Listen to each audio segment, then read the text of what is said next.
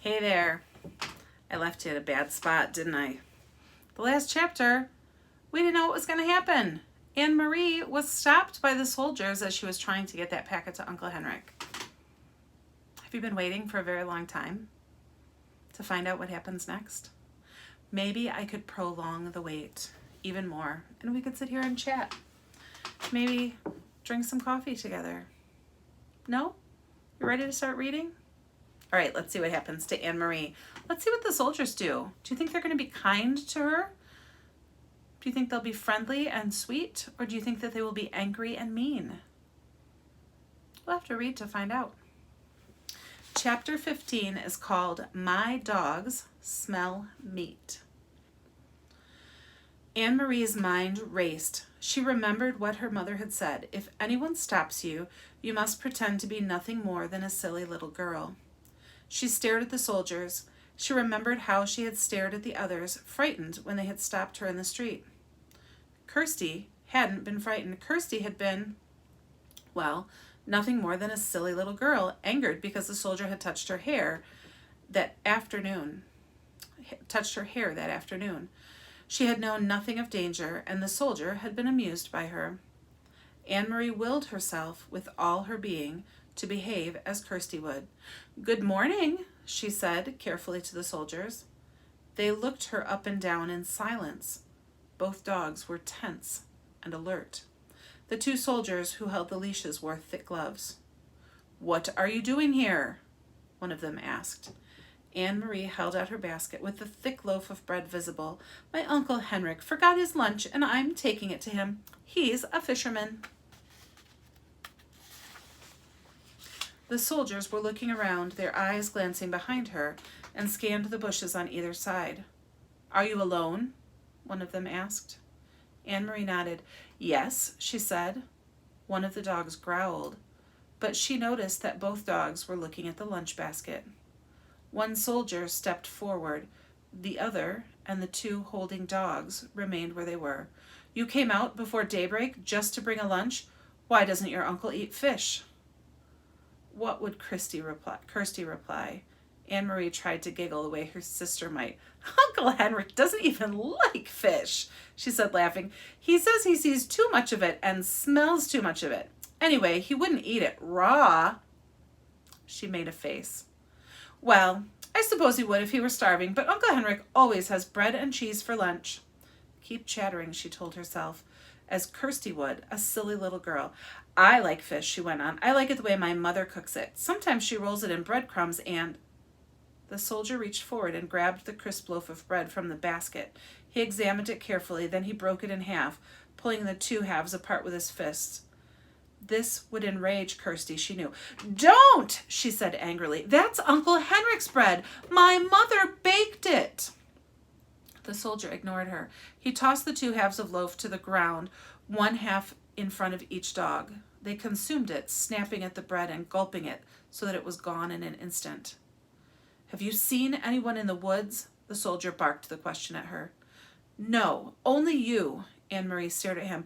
"What are you doing in the woods anyway? You're making me late. Uncle Henrik's boat will leave before I get there with his lunch, or what's left of his lunch." The soldier picked up the wedge of cheese. He turned it over in his hand. He turned to the three behind him and asked them something in their own language. One of them answered, "Nein," in a bored tone. Anne Marie recognized the word. The man had replied no. He had probably been asked, Anne Marie thought, "Do you want this?"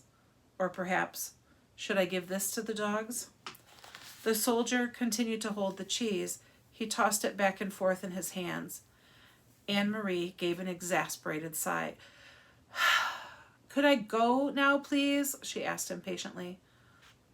The soldier reached for the apple. He noted its brown spots and made a face of disgust. "No meat?" he asked, glancing at the basket and the napkin that lay in its bottom. Anne Marie gave him a withering look. "You know we have no meat," she said insolently. "Your army eats all of Denmark's meat." "Please, please," she implored in her mind, "don't lift the napkin." The soldier laughed. He dropped the bruised apple on the ground. One of the dogs leaned forward, pulling at his leash, sniffed the apple, and stepped back. But both dogs still looked intently at the basket, their ears alert. their mouths open, saliva glistening on their smooth pink gums. My dogs smell meat, the soldier said. They smell squirrels in the woods, Anne-Marie responded. You should take them hunting. The soldier reached forward with the cheese in one hand as if he were going to return it to the basket. But he didn't. Instead, he pulled out the flowered cotton napkin. Anne-Marie froze. Your uncle has a pretty little lunch, the soldier said scornfully, crumpling the napkin around the cheese in his hand. Like a woman, he said with contempt. Then his eyes locked on the basket. He handed the cheese and napkin to the soldier beside him. What's that, there, in the bottom? He asked in a different, tenser voice. What would Kirsty do? Anne-Marie stamped her foot. Suddenly, to her own surprise, she began to cry. I don't know, she said, her voice choked. My mother's going to be so angry that you stopped me and made me late, and you've completely ruined Uncle Henrik's lunch, so now he'll be mad at me too. The dogs whined and struggled against the leashes, nosing forward to the basket. One of the soldiers muttered something in German. The soldier took out the packet. Why was this so carefully hidden? He snapped. Anne-Marie wiped her eyes on her sleeve of her sweater. It wasn't hidden any more than the napkin was. I don't know what it is. That, she realized, was true. She had no idea what was in the packet. The soldier tore the paper open, while below him on the ground, the dogs strained and snarled, pulling against their leashes. Their muscles were visible beneath the sleek, short-haired flesh. He looked inside, then glared at Anne-Marie. Stop crying, you idiot girl, he said harshly. Your stupid mother has sent your uncle a handkerchief. In Germany, the women have better things to do. They don't stay at home hemming handkerchiefs for their men. He gestured with the folded white cloth and gave a short, caustic laugh. At least she didn't stitch flowers on it. He flung it to the ground, still half wrapped in the paper, beside the apple. The dogs lunged, sniffed it eagerly, then subsided, disappointed again. Go on, the soldier said. He dropped the cheese and the napkin back into her basket. Go on to your uncle and tell him the German dogs enjoyed his bread. All of the soldiers pushed past her. One of them laughed, and they spoke to each other in their own language. In a moment they had disappeared down the path, in the direction from which Anne-Marie had just come. Quickly, she picked up the apple and the opened packet with the white handkerchief inside. She put them into the basket and ran around the bend toward the harbor, where the morning sky was now bright with early sun, and some of the boat engines were starting their strident din. The Ingeborg was still there, by the dock, and Uncle Henrik was there, his light hair wind-blown and bright as he knelt by the nets. Anne-Marie called to him, and he came to the side, his face worried when he recognized her on the dock. She handed the basket across. Mama sent your lunch, she said, her voice quavering. But soldiers stopped me and they took your bread. She didn't dare to tell him more. Henrik glanced quickly into the basket. She could see the look of relief on his face and knew that it was because he saw the packet was there, even though it was torn open. Thank you, he said, and the relief was evident in his voice. Anne-Marie looked quickly around the familiar small boat. She could see the passageway into the empty cabin. There was no sign of the Rosens or the others. Uncle Henrik followed her eyes and her puzzled look. All is well, he said softly. Don't worry. Everything is all right. I wasn't sure, he said, but now, he eyed the basket in his hands, because of you, Anne-Marie, everything is all right. You run home now and tell your mama not to worry. I will see you this evening. He grinned at her suddenly. They took my bread, eh? He said. I hope they choke on it. That's the end of chapter 15. Should we read chapter 16? Let's go for it. It's called I Will Tell You Just a Little. Poor Blossom, Uncle Henrik said, laughing, after dinner that evening. It was bad enough that your mother was going to milk her after all these years of city life, but Anne-Marie, to do it for the very first time? I'm surprised Blossom didn't kick you. Mama laughed, too. She sat in a comfortable chair that Uncle Henrik had moved from the living room and placed in a corner of the kitchen. Her leg, in a clean white cast to the knee, was on a footstool. Anne-Marie didn't mind their laughing. It had been funny. When she had arrived back at the farmhouse, she had run along the road to avoid the soldiers, who might still be in the woods, now carrying nothing. She was in no danger. Mama and Kirsty were gone. There was a note hastily written from Mama that the doctor was taking her in his car to the local hospital, that they would be back soon. But the noise from Blossom, forgotten, unmilked, uncomfortable in the barn, had sent Anne-Marie warily out with the milking bucket. She had done her best, trying to ignore Blossom's irritated snorts and tossing head, remembering how Uncle Henrik's hands had worked with a firm, rhythmic pulling motion, and she had milk. I could have done it, Kirsty announced. You only have to pull and it squirts out. I could do it easily. Anne-Marie rolled her eyes. I'd like to see you try, she thought. Is Ellen coming back? Kirsty asked, forgetting the cow after a moment. She said she'd make a dress for my doll. Anne-Marie and I will help make you a dress, Mama told her. Ellen had to go with her parents. Wasn't that a nice surprise that the Rosens came last night to get her? She should have waked me up to say goodbye, Kirsty grumbled, spooning some imaginary food into the painted mouth of the doll she had propped up on the chair beside her. Anne-Marie, Uncle Henrik said, getting up from the table and pushing back his chair. If you come with me now to the barn, I'll give you a milking lesson. Wash your hands first. Me too, said Kirsty. Not you too, Mama said, not this time. I need your help here since I can't walk very well. You'll have to be my nurse. Kirsty hesitated, deciding whether to argue. Then she said, I'm going to be a nurse when I grow up, not a cow milker, so I have to stay here and take care of Mama. Followed as usual by the kitten, Anne-Marie walked with Uncle Henrik to the barn through a fine misty rain that had begun to fall. It seemed to her that Blossom shook her head happily when she saw Henrik and knew that she would be in good hands again. She sat on the stacked hay and watched while he milked, but her mind was not on the milking. Uncle Henrik, she asked, where are the Rosens and the others? I thought you were taking them to Sweden on your boat, but they weren't there. They were there, he told her, leaning forward against the cow's broadside. You shouldn't know this. You remember that I told you it was safer not to know. But, he went on, as his hands moved with their sure practiced motion, I will tell you just a little, because you were so very brave. Brave? Anne-Marie asked, surprised. No, I wasn't. I was very frightened. You risked your life. But I didn't even think about that. I was only thinking of...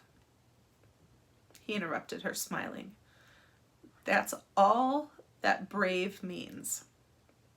Not thinking about the dangers, just thinking about what you must do. Of course you were frightened. I was too today, but you kept your mind on what you had to do.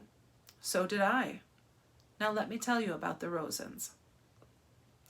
Many of the fishermen have built hidden places in their boats. I have too, down underneath. I have only to lift the boards in the right place, and there is room to hide a few people. Peter and the others in the resistance who work with him bring them to me, and to the other fishermen as well. There are people who hide them and help them along the way to Gillelja. I don't know, the city in Sweden. I don't know how to pronounce that. Anne-Marie was startled. Peter is in the resistance?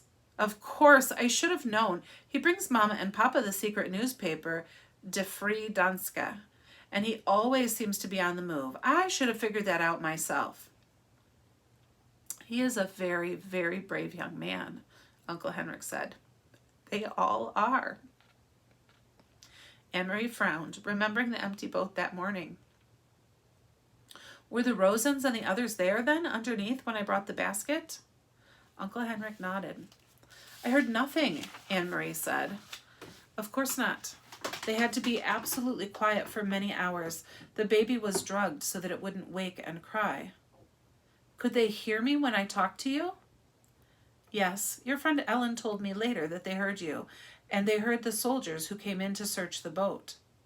Anne-Marie's eyes widened. Soldiers came? She asked. I thought they went the other way after they stopped me.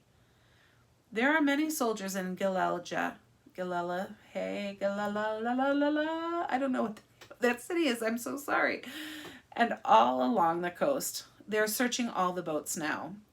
They know that the Jews are escaping, but they are not sure how, and they rarely find them. The hiding places are carefully concealed, and we often pile dead fish on the decks as well. They hate getting their shiny boots dirtied. He turned his head toward her and grinned. Anne-Marie remembered the shiny boots confronting her on the dark path. Uncle Henrik, she said, I am sure you are right that I shouldn't know everything, but please, would you tell me about the handkerchief? I knew it was important, the packet, and that's why I ran through the woods to take it to you, but I thought maybe it was a map. How could a handkerchief be important? He set the filled pail aside and began to wash the cow's udder with the damp cloth. Very few people know about this, Anne-Marie, he said with a serious look. But the soldiers are so angry about the escaping Jews and the fact that they can't find them that they have just started using trained dogs. They had dogs, the ones who stopped me on the path. Uncle Henrik nodded. The dogs are trained to sniff about and find where people are hidden. It happened just yesterday on 2 boats. Those damn dogs, they go right through the dead fish to the human scent. We were all very, very worried. We thought it meant the end of the escape to Sweden by boat. It was Peter who took the problem to scientists and doctors. Some very fine minds have worked night and day trying to find a solution. And they have created a special drug. I don't know what it is, but it was in the handkerchief. It attracts the dogs, but when they sniff at it, it ruins their sense of smell. Imagine that.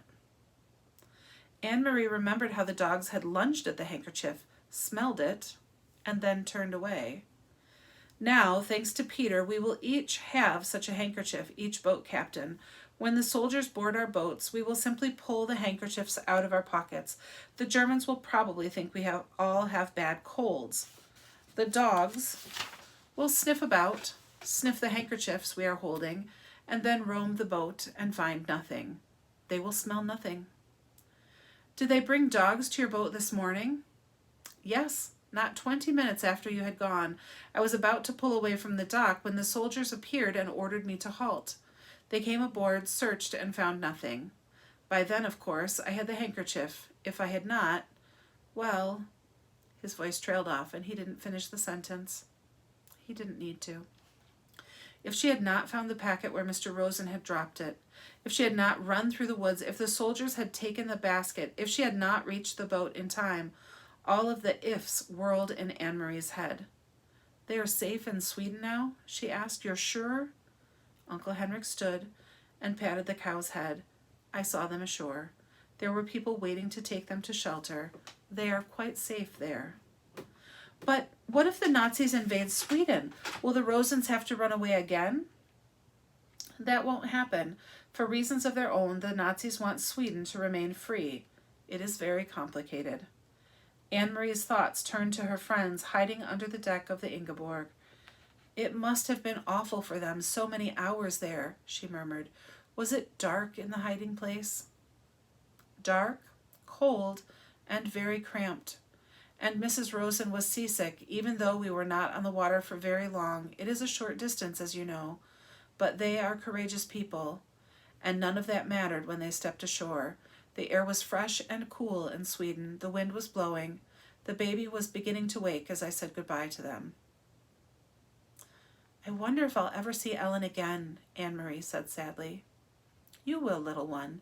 You saved her life, after all. Someday you will find her again. Someday the war will end, Uncle Henrik said. All wars do. Now then, he added, stretching, that was quite a milking lesson, was it not? Uncle Henrik, Anne-Marie shrieked, and then began to laugh. Look, she pointed, the god of thunder has fallen into the milk pail. And that's the end of chapter 16. There is one more chapter. I'll read that next time. See you then.